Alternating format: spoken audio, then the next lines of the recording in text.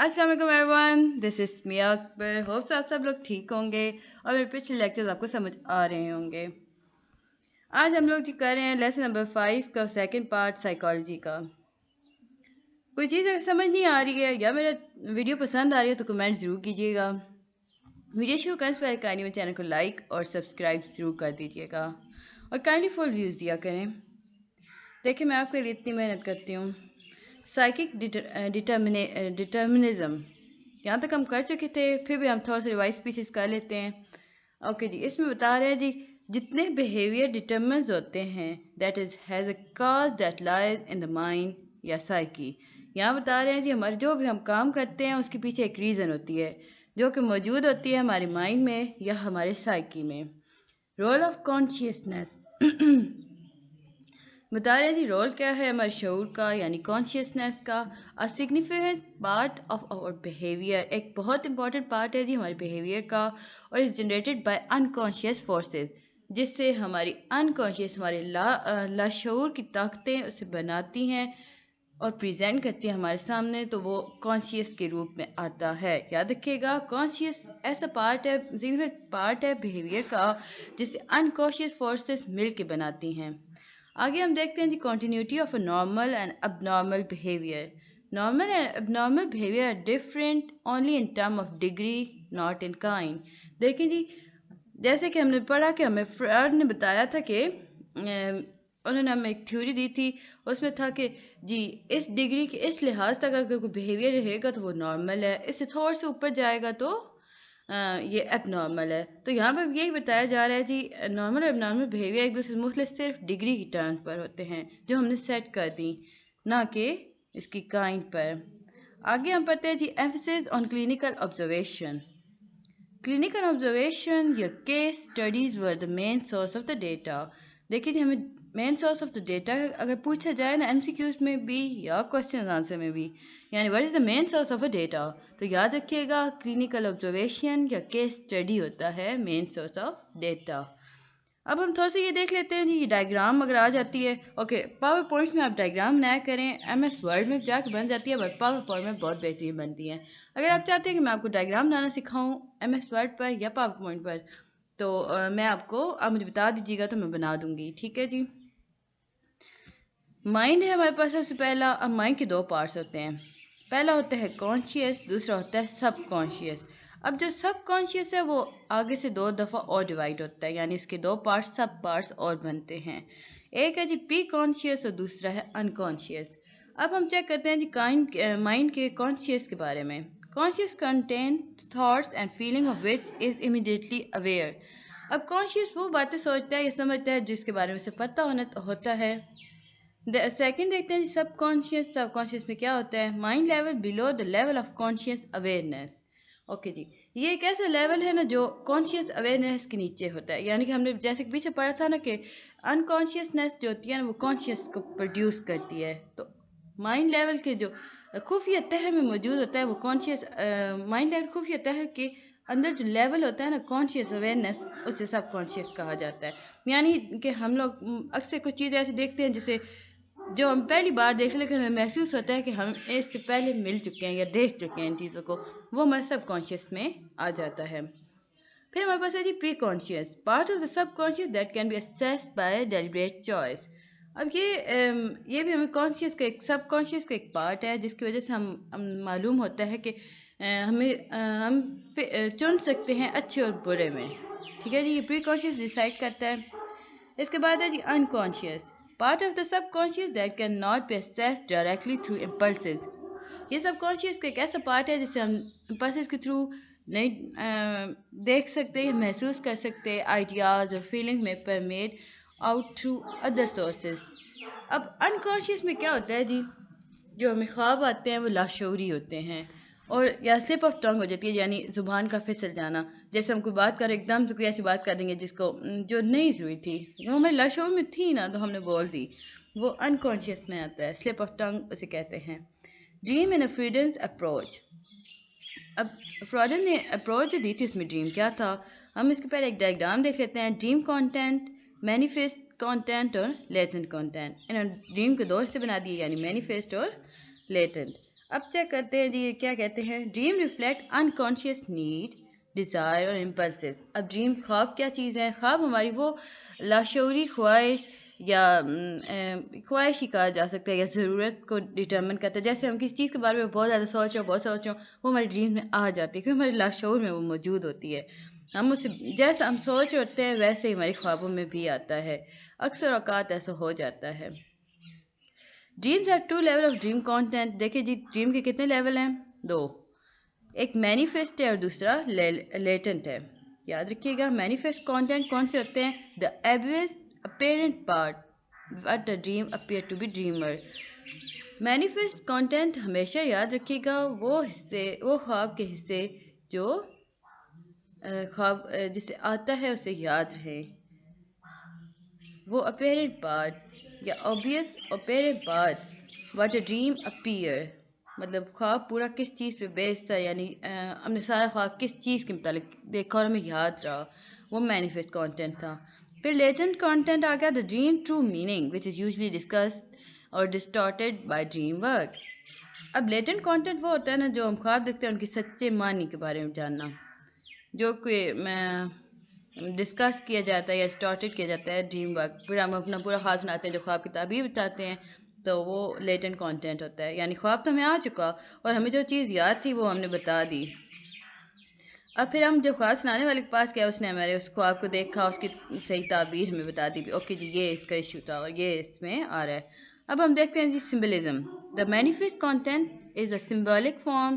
اب جو مینیفیسٹ ہے نا یہ سمبولک فارم ہے یعنی ہمیں سمبل کے تھرو ملتا ہے بھی اوکے یہ ہم کام کر رہے ہیں. کچھ خواب ایسے بھی آتے ہیں نا جس کے بارے میں ہم سوچ رہے ہیں اوکے یہ ٹھیک ہے غلط ہے کہیں رب تعالیٰ کی طرف سے مدد مل جاتی ہے اور وہ خواب آ جاتے ہیں بھی اوکے یہ کام غلط ہے آپ کو نہیں کرنا چاہیے. تو ایسے یہ سمبل ہوتا ہے کسی بھی چیز کے بارے میں ہمیں پہلے بتایا جاتا ہے.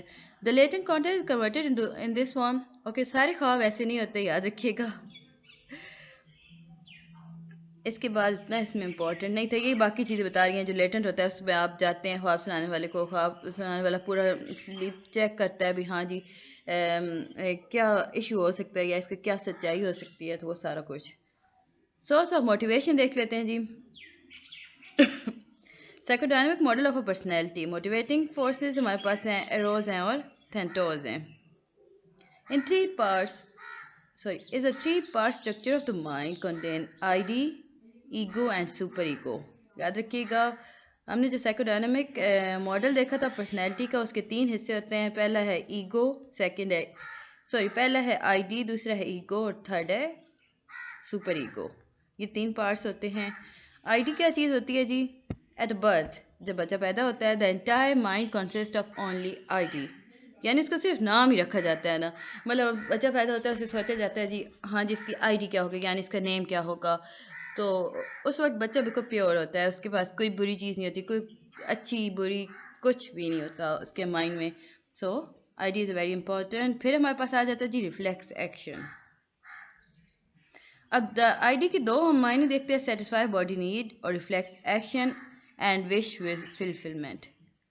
ریفلیکس ایکشن کیا ہوتا ہے جی؟ Responsible automatically source of irritation that is an infant میں sneeze in response to an irritant in the nose or reflexively move a confident limb thereby freeing it. The both cases reflex action is effective in reducing tension. Cuffing and blinking are other example of reflex action.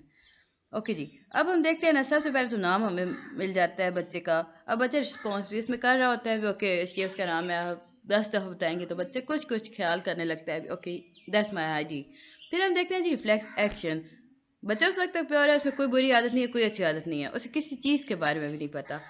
اس کا سب سے پہلے produce ہوتا ہے نا reflex action I D کے بعد. اس کا مطلب یہ ہوتا ہے کہ اب اگر اس کے ناک میں کوئی چیز چلی جاتی ہے فوراً سنیز کرے گا یعنی چھینکے گا یا ٹانگیں ہلائے گا کچھ بھی ایسا ریئیکشن دے گا جس کے اندر اس سے جو ٹینشن ہوگی وہ ریڈیوس ہو جائے گی.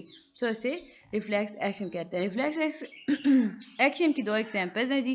کفنگ اور بلنکنگ بھی ہوتا ہے. بلنکنگ آنکھوں کو چپکانا اور کفنگ کھانسنا ہوتا ہے. پھر ہمارے پاس آ جاتی ہے وش فلفلمنٹ. یہ بہت کمپلیکیٹڈ ہوتی ہے یعنی ریفلیکس ایکشن سے زیادہ کمپلیکیٹڈ ہوتی ہے.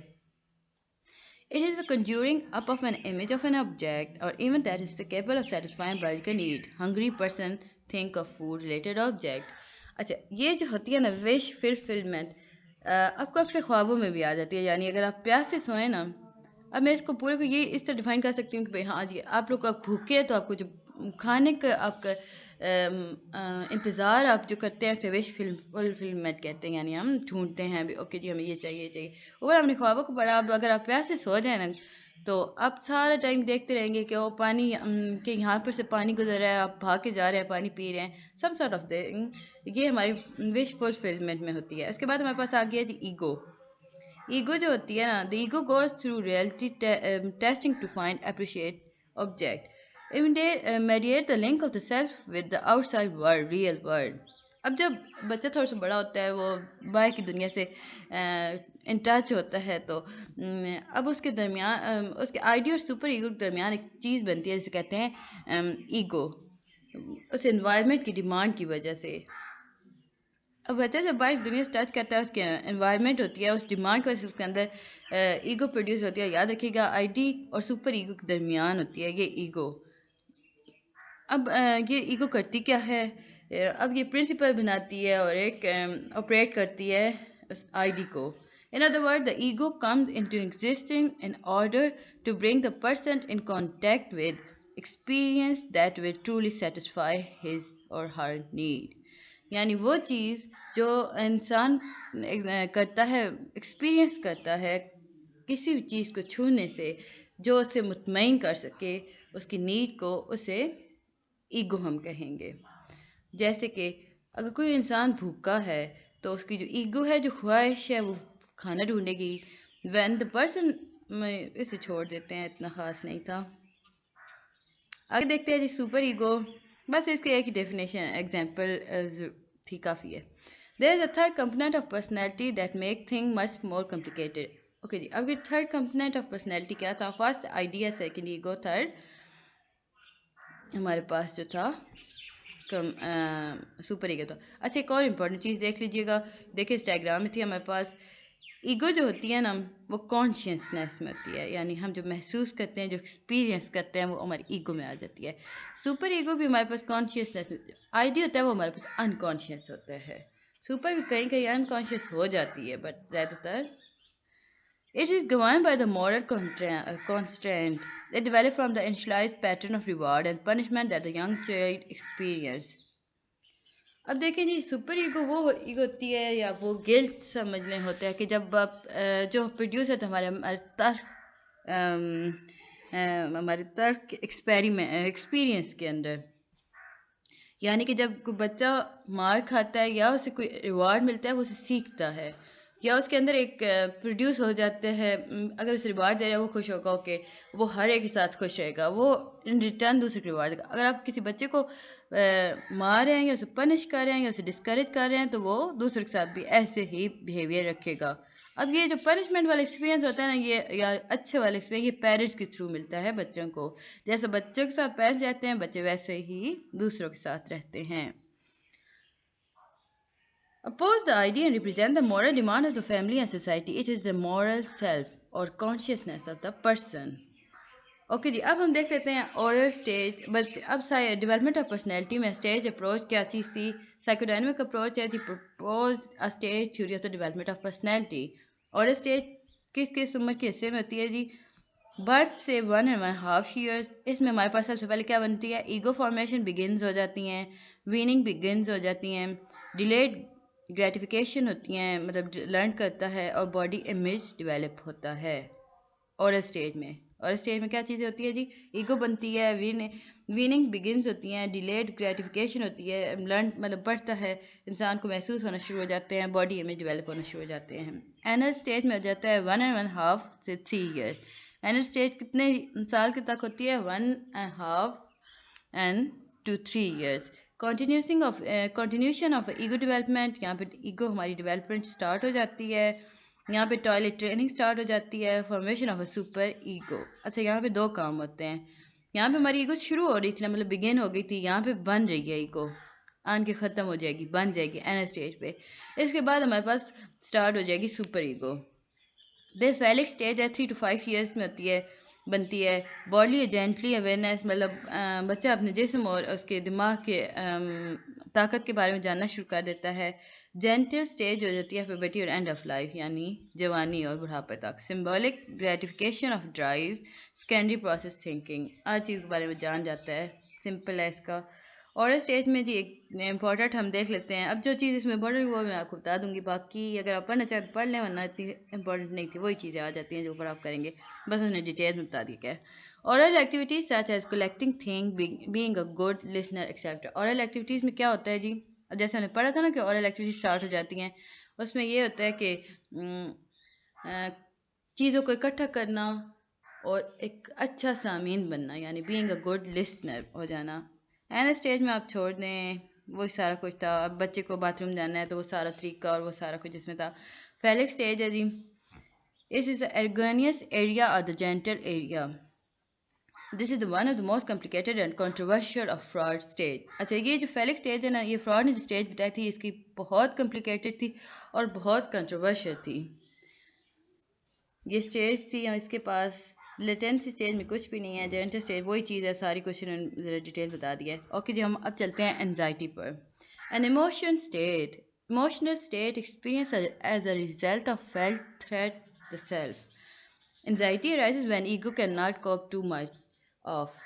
اب انزائٹی کیسے بنتی ہے, یا وہ اسٹیج جس میں آپ اپنے ہی آپ کو آپ یعنی اپنی سیلف کو نقصان پہنچانے کی انتہا تک پہنچ جاتے ہیں. اب یہ کیوں پروڈیوس ہوتی ہے؟ دیکھیں, جب ایگو ہمارے ساتھ ہمارے زیادہ کوآپریٹ نہیں کرتی ہمارے ساتھ, تو اب وہ کیوں کوآپریٹ نہیں کرتی؟ ڈیمانڈ آف آئی ڈی ہو جاتی ہے. Demand of the ego, external danger. یہ تین چیزوں کے بیس پر وہ ہمارے پاس نہیں کرتی. In order to protect itself against anxiety and threat, ego use defined mechanism, defensive mechanism. اب جو ایگو ہے نا, وہ دو کام کرتی ہے. وہ اچھی والی بچی ہے. وہ کرتی ہے اس طرح کہ جب آپ کو انزائٹی ہو جاتی ہے یا آپ کو خطرہ محسوس ہوتا ہے, تو ایگو ہمارے اندر پروڈیوس کرتی ہے ڈیفینسو میکانزم. اب ڈیفینس میکانزم میں کیا کیا چیزیں آ جاتی ہیں؟ اب وہ فوراً سے ایگو کیا کام کرے گی جی, تاکہ ہمیں انزائٹی ختم ہو جائے. ریپریشن کرے گی. اب ریپریشن میں ہوتا کیا ہے, وہ بری سوچیں کو بلاک کر دیتی ہے, یا وہ برے ایونٹ جو بچپن میں ہمارے ساتھ پیش آئے ہوتے ہیں انہیں ختم کر دیتی ہے, بھلا دیتی ہے, تاکہ آپ وہ سوچیں نہیں اور آپ کو نہ ہو ٹینشن. اس کے بعد آ جاتا ہے جی ریگریشن. اب ریگریشن کیا چیز ہے جی؟ Reverting back to the stage that was satisfied. Ego, boss showing temper, temperament like a child or acting like a baby. اب اس میں یہ ہوتا ہے نا کہ وہ جو آپ کا وہ آپ کو اسٹیج میں لے آتی ہے جس میں آپ مطمئن ہوتے ہیں. اب یہاں پہ انہوں نے بتایا ہے جی, یہاں پہ انہوں نے ایک ایگزامپل دے دی ہے کہ ایک باس ہے, وہ شو کر رہا ہے اپنے بچپنے کو لائک اے چائلڈ, یا ٹینٹم لائک اے چائلڈ, یعنی اپنے بچپنے کو یا ایک چھوٹے بچے کی طرح خود کو پریزنٹ کرنا شروع کر دیتا ہے. اسے ریگریشن کہتے ہیں. ڈسپلیسمنٹ ہے جی, redirecting the expansion of unwanted desire اور impulse to substitute rather than the actual target. Beating children. Okay, یہ ڈسپلیسمنٹ وہ ہوتا ہے نا کہ آپ کو اگر کسی چیز پہ غصہ آ رہا ہے نا, تو آپ جا کے دوسرے پہ نکال دیں. ٹھیک ہے, اس اسپیسیفک انسان پہ نہ نکالے. اب اس ایگزامپل یہ ہے کہ جب بیوی کو غصہ آتا ہے نا اپنے ہسبینڈ پہ, وہ اس پہ نہیں نکال سکتی, تو وہ جا کے اپنے بچوں کو مارنا شروع کر دیتی ہے. پھر ہمارے پاس آ جاتا ہے جی ریشنلائزیشن. اب اس میں یہ ہوتا ہے نا کہ in order to justify one's behaviour one develop a social acceptable explanation اور ریزننگ. اب اس میں یہ ہوتا ہے نا کہ ایک انسان جب کوئی غلطی کرتا ہے یا اس نے کچھ بھی کیا ہوتا ہے نا, غلط کام کرتا ہے, تو وہ اس کی ریزن ڈھونڈتا ہے, خود پہ بلیم کرنے کے لیے نہیں, دوسرے پہ بلیم کرنے کے لیے. یہ ایسے انسان ہوتے ہیں نا جو اپنی ہر کیے ہوئے کام کو دوسرے کے ساتھ پہ تھوپ دیتے ہیں. وہ کہتے ہیں میں نے یہ کام اس لیے کیا کہ دوسرا غلط تھا, میں نے اس کے بیہیویئر کے اکارڈنگ ٹو یہ کام کیا. اب یہ دیکھ لیں جی, اس کے ایگزامپل انہوں نے دیے کہ ایک آدمی جب دوسری شادی کرتا ہے تو وہ یہ نہیں کہتا کہ اوکے میں جان کے کر رہا ہوں. وہ کہے گا کہ جی میری پہلی بیوی مجھ سے لڑائی کرتی رہی ہے, سو اس وجہ سے میں اس سے اتنا تنگ آ گیا ہوں کہ میں دوسری شادی کر رہا ہوں. سو یہ اس نے ریزن دے دی. جو ریزننگ دیتا ہے وہ ریشنلائزیشن میں آ جاتا ہے. پھر ڈینائل آ جاتا ہے.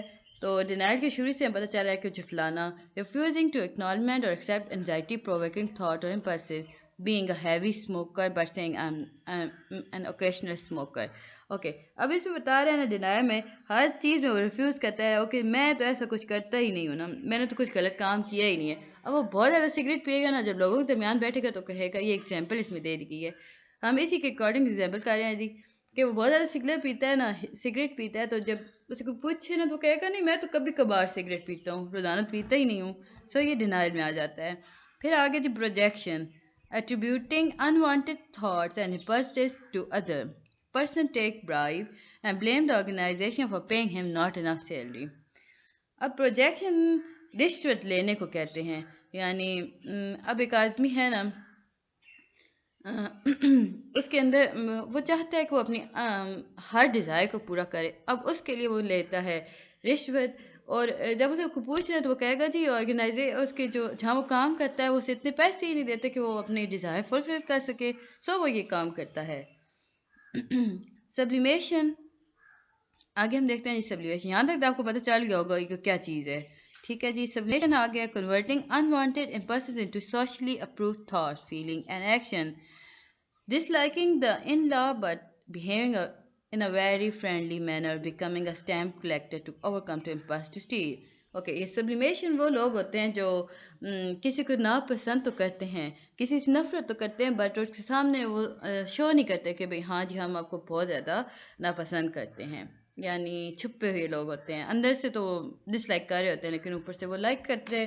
اب اس کی ایگزامپل یہاں پہ یہ دے رہے ہیں جی، جب کسی انسان کے ان لاز آتے ہیں یعنی سسرالی آتے ہیں جو اسے بالکل نہیں پسند ہوتے، بٹ وہ ان کے ساتھ ایسے بہیو کرتا ہے، بہت فرینڈلی مینر بہیو کرے گا اور اتنا اچھا رہے گا کہ وہ اس کے فیملی سسرال والے سمجھیں کہ کتنا اچھا ہے ہمارے ساتھ، بٹ ان ہارٹ وہ ان سے نفرت کر رہا ہوتا ہے.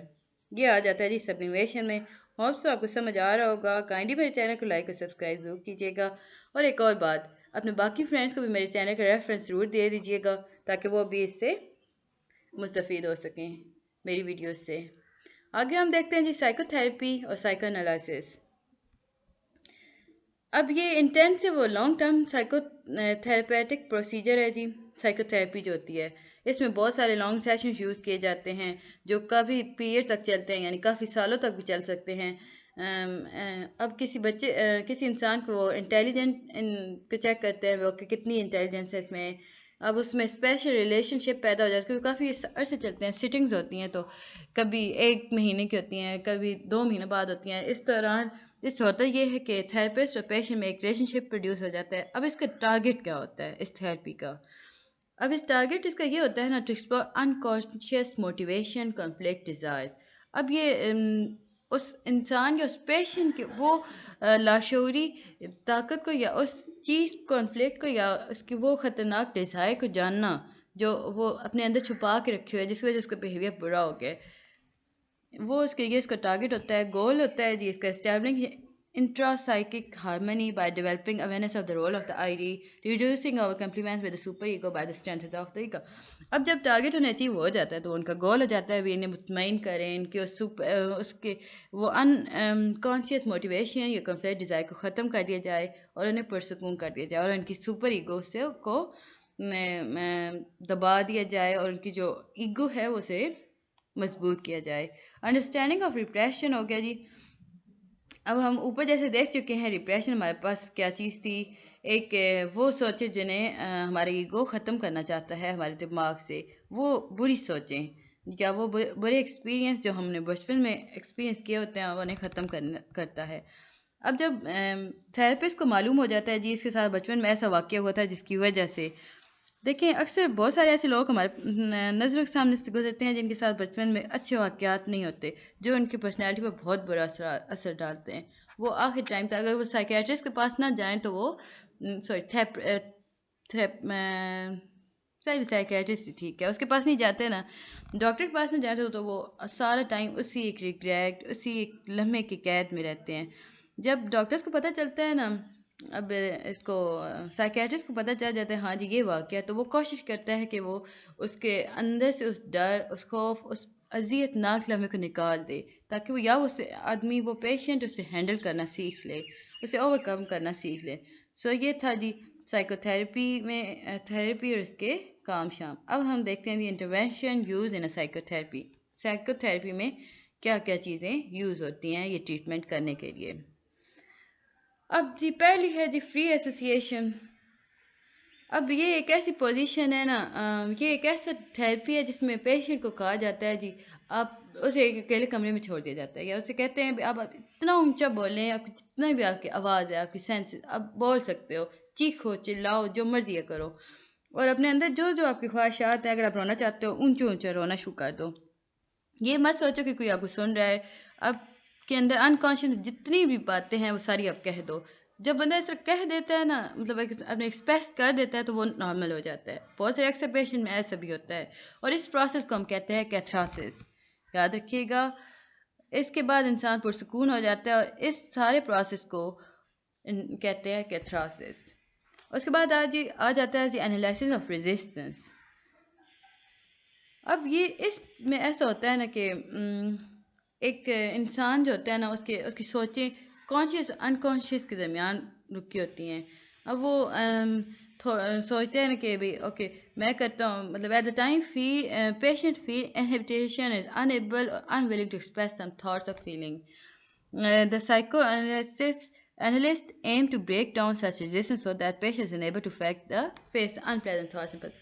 Analysis of resistance میں ایسا ہوتا ہے نا کہ اب کچھ ایسی یاد ہوتی ہیں، ایسے لمحے ہوتے ہیں ان کی زندگی میں جنہیں وہ ایکسپریس نہیں کرنا چاہتا.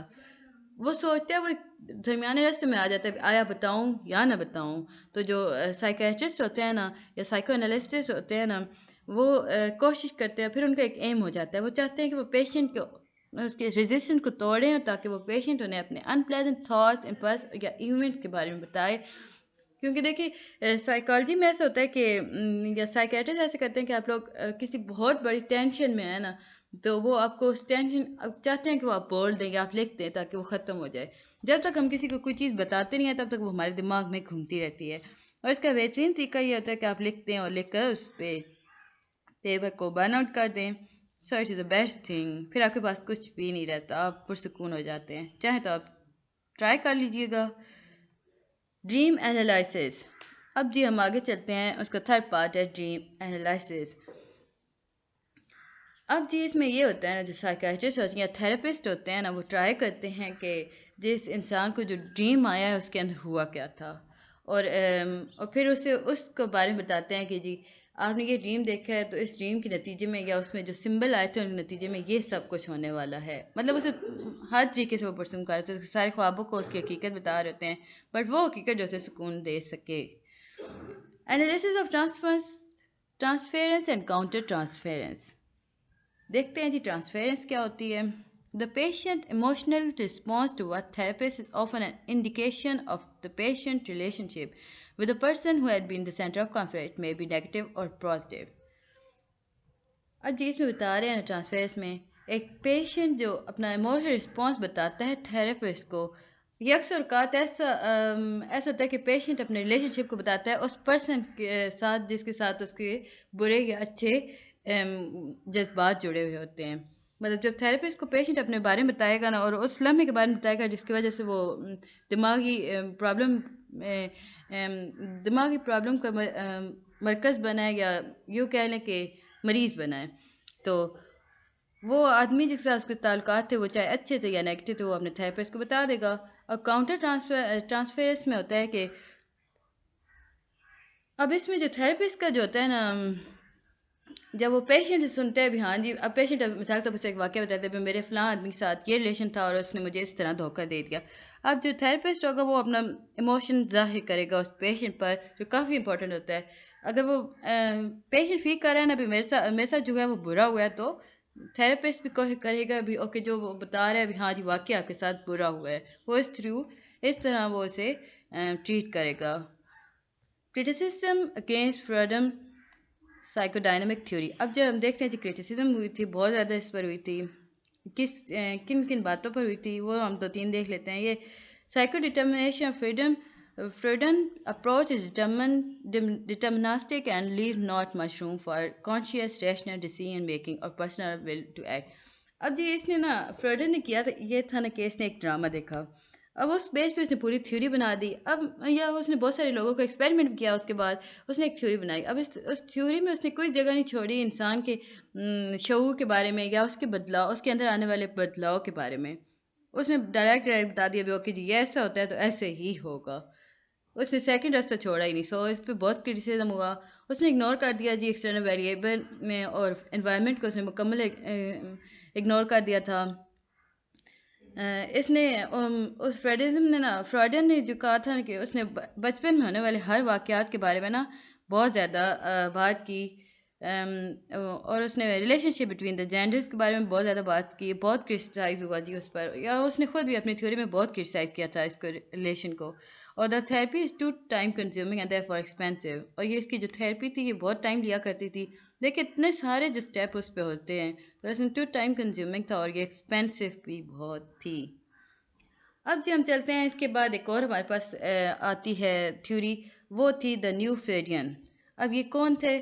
یہ تھے نا فریڈین اسکول سے تھے، اور پہلے یہ تھیورسٹ تھے، یہ who belonged to Freudian school and support it, but later disgraced on some issue and differ from Freud۔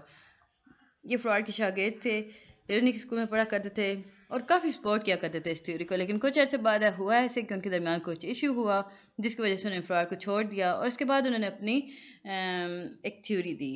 اب اس تھیوری میں تھا کیا، یا یوں کہہ لیں کہ اس میں جو چیزیں فراڈ کی تھیوری سے مختلف تھی وہ دیکھ لیتے ہیں ہم اس میں۔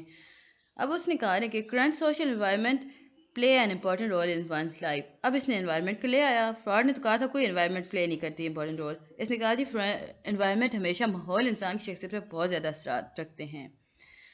اب اس نے فراڈ نے کہا تھا کہ جو بچپن میں جو ہمارے ساتھ واقعات ہوتے ہیں وہی ہماری ساری زندگی کا کل حاصل ہو جاتے ہیں، یعنی زندگی اسی پر مشتمل رہ جاتی ہے، اچھے ہوں یا برے ہوں، یہ آگے اور بات تھی۔ لیکن اس نے کہا جی ایسا نہیں ہوتا، آپ زندگی کہیں بھی کسی بھی ٹائم پر کوئی بھی ایکسپیرینس انسان کی زندگی کو بدل سکتا ہے، لازم بات نہیں ہے کہ وہ بچپن میں ہی ہوا ہو۔ اب اس نے ایک اور چیز بتائی، اب فراڈ نے تو جینڈر کو بہت زیادہ کرسٹائز کیا تھا، ریلیشن شپ کو، اس نے کہا جی اچھے تعلقات بھی ہو سکتے ہیں اور زندگی آرام سے گزر سکتی ہے۔ پھر اس کے بعد تھا ego functioning is significant rather than I D. اب فراڈ نے کہا تھا نا جی آئی ڈی تو بہت زیادہ امپورٹنٹ ہوتی ہے نا، اس کے بعد ہمارے پاس ایگو فنکشن آتا ہے، اس نے کہا جی ایگو فنکشن جو ہوتی ہے یا ایگو کا جو کام ہوتا ہے وہ آئی ڈی سے زیادہ بہترین ہوتا ہے۔ اور پھر آخر میں اس نے کہا نا جی سیلف اسٹیم از امپورٹنٹ، اور سیلف کانسیپٹ بنانا بہت ضروری ہے۔ ایک اور پیج اس کے بعد 1870 سے 1937 میں الفریڈ ایڈلر کے نام سے ایک آدمی، انہوں نے ایک تھیوری پروڈیوس کی، ڈیولپ کی یا دی ہمیں، اس کا نام تھا انڈیویژل سائیکالوجی۔ دیکھیں اس میں بہت زیادہ فراڈ تھیوری کے اپوزٹ چیزیں تھیں۔ افراد کے نزدیک جو انڈر تھا وہ انسان، جو انڈیویجول تھا جو constantly in conflict with one another in society. اب وہ کہتا تھا کہ فراڈ نے کہا تھا کہ جو انسان ہوتا ہے نا وہ مسلسل حالت جنگ میں رہتا ہے ایک دوسرے کے ساتھ یا سوسائٹی کے ساتھ۔ ایڈر نے دیکھا اور اس نے محسوس کیا کہ ریلیشن شپ اور ہارمنی کے ساتھ انسان رہ سکتا ہے، یعنی ایڈر نے چیک کیا کہ وہ یہ تو ہو ہی نہیں سکتا، ابھی انسان ہر وقت حالت، اکثر انسان ایسے بھی ہوتے ہیں جو ماحول کے ساتھ رچ بس جاتے ہیں۔ اچھا اب یہاں پہ ہمیں اس کی تھوڑی سی ہسٹری بتا رہے ہیں ایڈلر کی انیشلی شروعات میں فریز کا بہت قریبی دوست تھا۔ اس نے 1911 میں diverted and launch his vision of psycho analytic approach. اب جی اس نے 1911 میں کی دوستی ختم کر دی۔ اب اس نے دوستی ختم کی تو اس کے فوراً بعد اس نے اپنا ایک ورژن جاری کیا، ویژن بتایا جی سائیکو انالیٹک اپروچ کے بارے میں، جو کہ فراڈ سے بہت زیادہ مختلف تھا۔ اب اس میں مختلف کیا تھا؟ فراڈ نیگیٹیوٹی تھی، تھینورس انسٹنٹ تھا، اور Freud idea that libido is the prime impulse. اب مین کانسیپٹ دیکھ لیتے ہیں جی اس اپروچ کا۔ اب جی اس نے کہا نا کہ esteem inferiority complex birth order will to power a style of a life. We are a product of the social influences in our personality. Goals and incentive derives us more than the derived instinct. Our goal in life is to achieve success and superiority.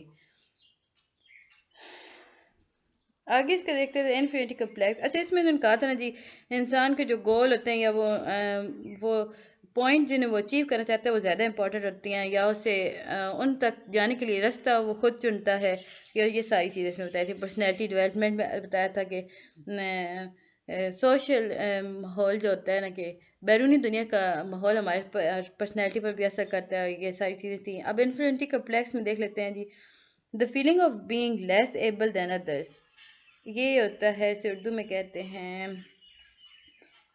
احساس محرومی، احساس محرومی۔ اچھا، اس کا مطلب یہ ہوتا ہے کہ انسان کے اندر یہ احساس پیدا ہو جاتا ہے کہ وہ دوسروں سے کافی کم تر ہے، دوسرے سے کافی اوپر ہیں۔ اس کی وجہ سے ریلیشن شپ میں بہت زیادہ پرابلم آ جاتی ہیں اور انسان کچھ بھی نہیں حاصل کر سکتا۔ Motivating forces of human life, اب موٹیویٹنگ دیکھ لیتے ہیں۔ Feeling of inferiority,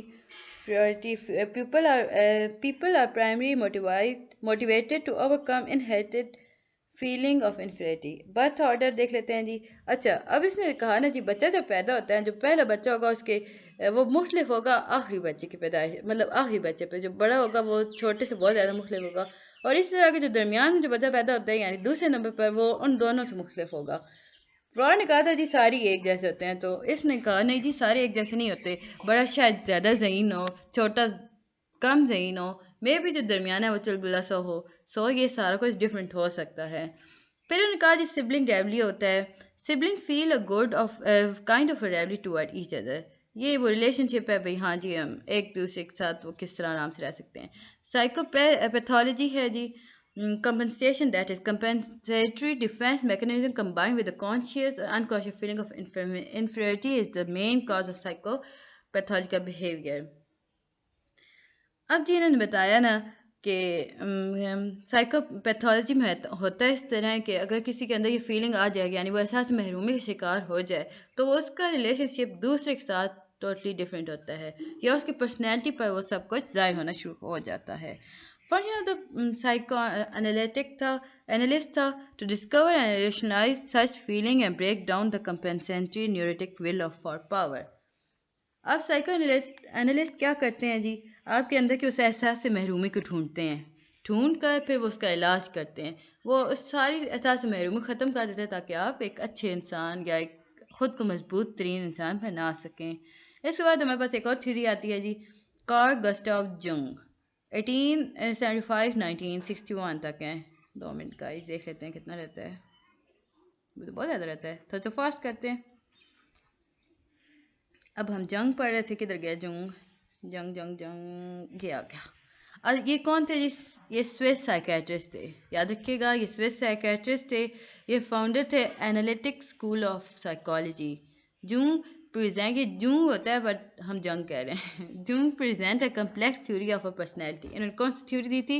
a complex theory of a personality. 1930 left the inner circle of Freud student and colleagues.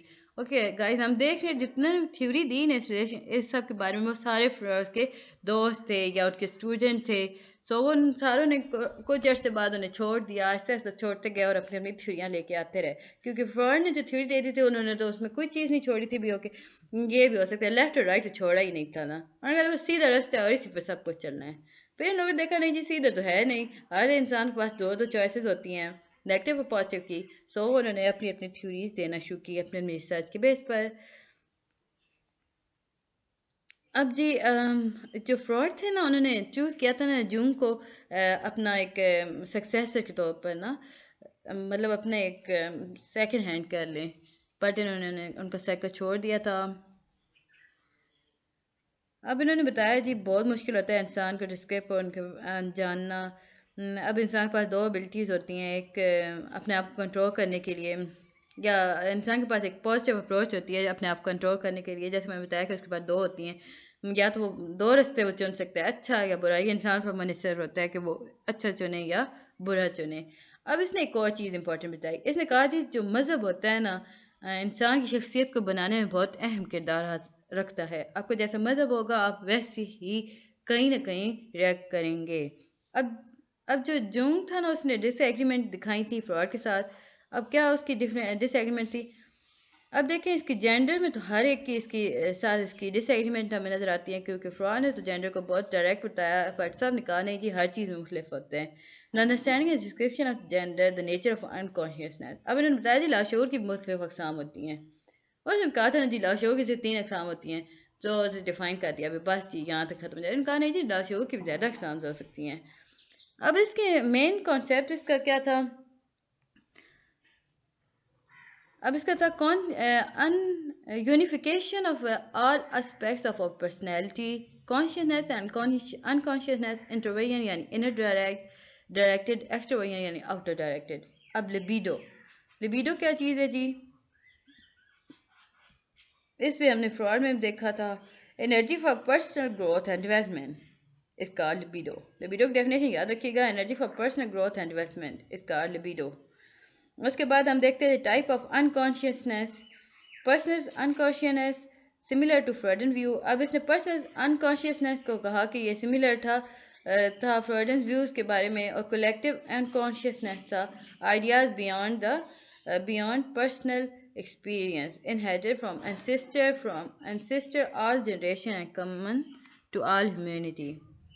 اب اس نے کہا جی وہ آئیڈیا جو پرسنل ایکسپیرینس کے بعد حاصل ہوتا ہے یا ہمارے انسسٹرس کے ہمیں بتاتے ہیں۔ اب یہ آپ اسے بہت سمپل کر لینا، تو جو نانیاں دادیاں نہیں ہمیں بتاتی کہ ایسے کرنے سے ایسا ہو جائے گا، اب یہ ایکسپیرینس تھا نا، یہ ہمارے دماغ میں بیٹھ جاتا ہے۔ اب جیسے آج کا چلا ہے تو ہم پرستی کے حساب چلتا ہے، کالی بلی اگر آپ راستے سے گزر جائے تو آپ کو وہ کام ہوگا نہیں، تو یہ سارا کچھ ہمارے لاشعور میں ڈال دیا جاتا ہے۔ اب یہ ایکسپیرینس ہم نے خود تو نہیں کیا نا، کہ ہمارے انسسٹرس میں کسی ایک نے کیے تھے تو وہ چلتے نسل در چلتے ہمارے پاس آئے، تو یہ بھی ہمارے لاشعور میں تھے۔ اس نے کہا جی یہ بھی ہوتا ہے ہمارے لاشعور میں، یہ نہیں ہوتا کہ آپ جو کچھ آپ کے ساتھ گزر گیا تو وہی آپ کے صرف ہوگا۔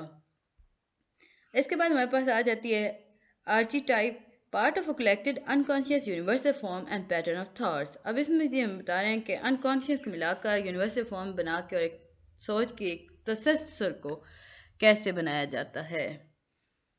اب یہ جی وہی متھ میں نے ابھی جو آپ کو بتائی تھی، یہ اس میں جو ہوتا ہے نا آرچی ٹائپ میں ساری متھیں ہوتی ہیں، یعنی اچھے برے کی میت، ہر چیز کے مطلب اس طرح مت کو کہتے ہیں محاورے، حقائقیں کہا جاتا ہے جی مت کو۔ اس کے بعد آ جاتے ہیں جی کیرن ہارنی، 1885 سے 1952 تک، یہ جرمن امریکن سائیکالوجسٹ تھے۔ انہوں نے سائیکو انالسٹ پڑھا تھا جرمنی میں، پھر یہ یو ایس چلے گئے تھے۔ کیرن ہارنی یہ عورت ہے، اور اس نے پھر فراڈ سے بہت زیادہ لیول پہ اس نے ایگریمنٹ دکھائے بھی، ٹھیک ہے جی یہ ٹھیک کہہ رہے ہیں، جیسے کہ انکانشیس کے بارے میں، انزائٹی کے بارے میں اور ڈپریشن کے بارے میں۔ اس نے بھی کافی زور دیا بچپنے کے ایکسپیرینس کے بارے میں اور سوشل انٹریکشن کے بارے میں اور پرسنل گروتھ کے بارے میں۔ اب اس نے جن باتوں پہ مخالفت کی تھی وہ یہ تھی کہ primary impulses are not the main motivating force. اب اس نے ایک اور چیز بھی بتائی کہ biological basis of difference between gender. Guys یاد رکھیے گا جہاں بھی ایگریمنٹ رہے تو یہ جینڈر کا تو ہر ایک نے بتایا تھا۔ آپ لوگ لکھ سکتے ہیں شی ڈس ایگری فراڈن پوزیشن اگینسٹ جینڈر، بس یہ سمپل لکھ دیتے ہیں، یہ شی لکھ کے یہ ہمارے پاس ایک پوائنٹ آ جاتا ہے۔ مین کانسیپٹ جو تھا ہارنیز تھیوری کا بیسک انزائٹی کے بارے میں، a major concept if the environment is hostile and the child feel lonely and isolated then the anxiety develop, it can be overcome by proper parental nourishing۔ اچھا جی، اگر آپ کے environment بہت سخت ہے، ہاسٹائل ہے، یعنی آپ اسے ان سینس لے سکتے ہیں کہ جھگڑالو ہے، مطلب ہر طرف مخالفت چل رہی ہے آپ کی، اور جو بچہ ہے نا وہ خود کو اکیلا اور قید محسوس کرتا ہے، ہر بات پہ اسے بتایا جا رہا ہے کہ you are the bad, you are the one who done this, اس کے اندر ایک انزائٹی پروڈیوس ہو جائے گی، جو کہ ان کے پیرنٹس، اس بچے کے جو پیرنٹس ہوتے ہیں نا اگر وہ اس کا پراپر خیال رکھیں گے نا تو وہ تو ٹھیک ہو سکتی ہے، ورنہ تو یہ نہیں ہو سکتا۔ ہاسٹیلٹی کو آپ کر لیں یا نفرت انگیز زیادہ تر ہے۔ اب انہوں نے بتایا جی بیسک ہاسٹیلٹی کیا ہوتی ہے۔